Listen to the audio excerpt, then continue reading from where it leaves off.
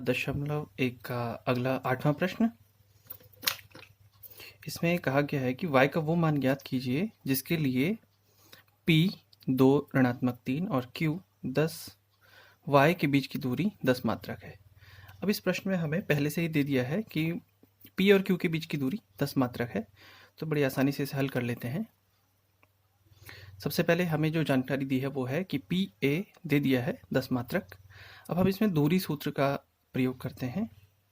दूरी सूत्र हमें मालूम है, दूरी सूत्र लिखेंगे और पी ए ज्ञात कर लेते हैं। x2 माइनस x1 यानी 10 ऋण 2 इसका वर्ग हो जाएगा। फिर इसमें जोड़ना है y2 माइनस y1 y ऋण ऋणात्मक 3 यानी कि y धन 3 हो जाएगा। इसका होल वर्ग बराबर 10। अब देखिए एक तरफ वर्गमूल का निशान है, हम दोनों तरफ दोनों पक्षों का वर्ग कर लेते हैं। ऐसा करने से वर्गमूल का चिन्ह हट जाएगा, तो हमें मिलेगा 10 में से 2 घटाकर 8, 8 का वर्ग और y धन 3 का होल वर्ग, और राइट हैंड साइड पे मिल जाएगा 10 का वर्ग। इसको सरल कर लेते हैं। 8 का वर्ग 64, y का वर्ग धन 3 का वर्ग 9 धन 6y बराबर 10 का वर्ग 100। इस 100 से अगर आप ये 64 कम कर लेते हैं तो 36 आपको मिल जाएगा। y का वर्ग धन 6y, इस तरफ रह गया 36 और ये 9 इधर जोड़ा हुआ है, इस तरफ घटाना होगा, तो ये आ जाता है 27 y का वर्ग धन 6y।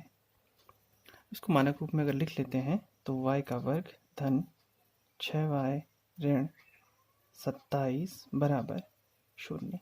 तो यही हमारे लिए संबंध है। अब इस संबंध यानी एक द्विघात समीकरण हमें प्राप्त हुई है। द्विघात समीकरण के हमें गुणनखंड करने होंगे, तभी हमें y के 2 मान यहाँ से प्राप्त हो सकते हैं।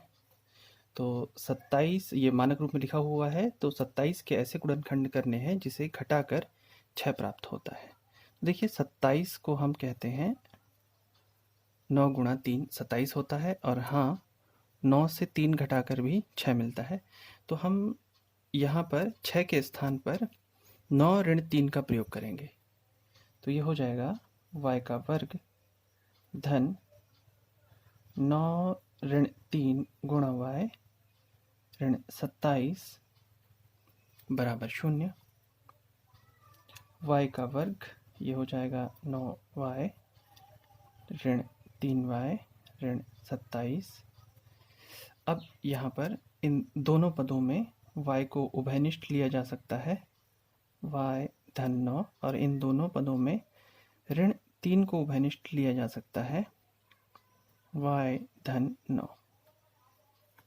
एक बार फिर यहाँ पर 2 पद हैं और दोनों ही पदों में y धन 9 गुणनखंड उभयनिष्ठ है, तो y धन 9 उभयनिष्ठ ले लेते हैं, तो यहाँ बचेगा y और इस तरफ रह गया 3।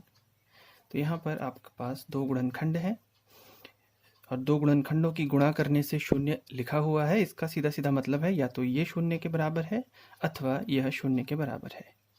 तो आप एक बार y धन 9 को 0 लेते हैं, जहाँ से आपको y बराबर ऋणात्मक 9 प्राप्त होगा, और एक बार आप इसे 0 ले लीजिए, y ऋण 3 बराबर 0 और y बराबर 3।